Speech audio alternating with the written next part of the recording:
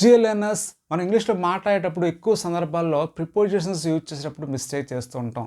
Even native speakers కూడా వాటిని use చేసేటప్పుడు కన్ఫ్యూజ్ అవుతూ ఉంటారు. అటువంటి ప్రిపోజిషన్స్ని చాలా ఈజీగా, సింపుల్గా మీకు అర్థమయ్యేలా ఈ వీడియో లెసన్లో ఎక్స్ప్లెయిన్ చేయడం జరుగుతుంది. So what are waiting for? Let's get started. Hi, this is Venkat. Welcome back to our channel learn English Venkat. Friends, మనం ఎక్స్క్లూజివ్గా ఈ వీడియో లెసన్లో మీ అనే ఆబ్జెక్ట్ తీసుకొని ఆ మీతో రకరకాల ప్రిపోజిషన్స్ ఎలా యూజ్ చేస్తారనే విషయాన్ని నేను మీకు ఎగ్జాంపుల్స్తో ఎక్స్ప్లెయిన్ చేయడం జరుగుతుంది. ఇక్కడ చూడండి. First one, with me. With అంటే తో, విత్ మీ అంటే నాతో అని చెప్పి దాని యొక్క meaning. So he came with me, అతను నాతో వచ్చాడు అని చెప్పి ఇలా చెప్పొచ్చు. నెక్స్ట్ వన్, ఫర్ మీ, నా కోసం. ఫర్ అంటే కోసం అని చెప్పి అర్థం వస్తుంది. ఫర్ అంటే ఏంటి? కోసం. ఫర్ మీ, నా కోసం. హీ బ్రాట్ ఫర్ మీ, అతను నా కోసం తెచ్చాడు. Next one, above me. Above అంటే పైన. అబౌవ్ మీ, నా పైన. There is a fan above me, నా పైన ఫ్యాన్ ఉందని చెప్పి ఇలా చెప్పొచ్చు. Next, beside me. బిసైడ్ అంటే పక్కన. బిసైడ్ మీ అంటే నా పక్కన. హీ స్టూడ్ బిసైడ్ మీ, అతను నా పక్కన నిల్చున్నాడు. నెక్స్ట్ వన్, ఆఫ్టర్ మీ.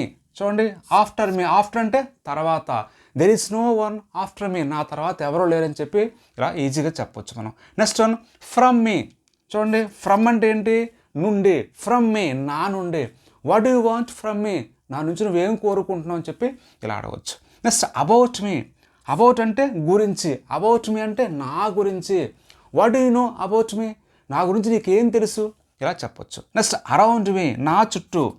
అరౌండ్ అంటే చుట్టూ. అరౌండ్ మీ, నా చుట్టూ. There is a lot of water around me, నా చుట్టూ చాలా నీరు ఉందని చెప్పి ఇలా అరౌండ్ యూజ్ చేసి మనం చెప్పొచ్చు. నెక్స్ట్ వన్, నియర్ మీ, నాకు దగ్గరలో. నియర్ అంటే ఏంటి? దగ్గరలో.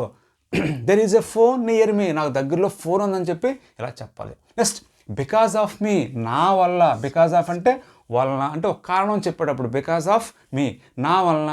బికాజ్ ఆఫ్ మీ ఈ పాస్ ద ఎగ్జామ్, నా వల్ల అతను ఎగ్జామ్ పాస్ అయ్యాడని చెప్పాం. నెక్స్ట్ వన్, ఎట్ మీ, నా వద్ద. ఎట్ అంటే వద్ద. There is no money at me, అంటే ఇక్కడ ఎట్ ప్లస్ విత్ కూడా యూజ్ చేయొచ్చు అదే మీనింగ్తో. There is no money at me, లేదా there is no money with me అని కూడా చెప్పొచ్చు. Next, at the back of me, నా వెనుక. ఎట్ ద బ్యాక్ ఆఫ్ అంటే వెనుక. So there is a wall at the back of me, నా వెనుక గోడ ఉందని చెప్పి ఇలా చెప్పొచ్చు. Next one, in front of me, నా ఎదురుగా. ఇన్ ఫ్రంట్ ఆఫ్ అంటే ఎదురుగా.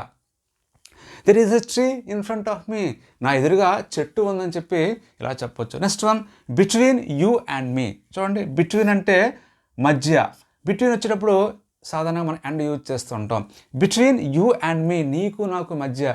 There is no any difference between you and me, నీకు నాకు మధ్య ఎటువంటి డిఫరెన్స్ లేవని చెప్పి ఇలా చెప్పొచ్చు. నెక్స్ట్ వన్, ఆఫ్ మీ, నా గురించి. ఇక్కడ ఆఫ్ అనేది గురించి అనే విషయాన్ని చెప్పడం జరుగుతుంది.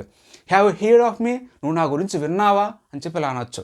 నెక్స్ట్, ఇన్స్టెడ్ ఆఫ్ మీ, నాకు బదులుగా. ఇన్స్టెడ్ ఆఫ్ అంటే బదులుగా. ఇన్స్టెడ్ ఆఫ్ మీ అంటే నాకు బదులుగా. So who is going to play instead of me, నాకు బదులుగా ఎవరు ఆడబోతున్నారు అని చెప్పి ఇలా ఇన్స్టెడ్ ఆఫ్ని యూజ్ చేయొచ్చు. ఇలా చాలా ఈజీగా, సింపుల్గా మనం ప్రిపోజిషన్స్ని యూజ్ చేయొచ్చు. ఇప్పుడు నేను మీకు ఒక ప్రాక్టీస్ సెంటెన్స్ ఇవ్వడం జరుగుతుంది. వాటికి మీరు ఆన్సర్స్ కమెంట్స్ రూపంలో తెలియచేయండి. మా ఇంటి వెనుక థియేటర్ ఉంది. మా ఇంటి వెనుక థియేటర్ ఉంది.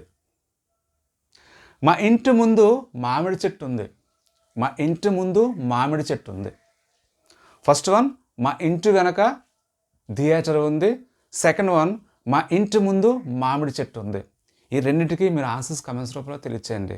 If you want to learn English easily, just watch videos on my YouTube channel, Learn English Venkat. Thank you for watching.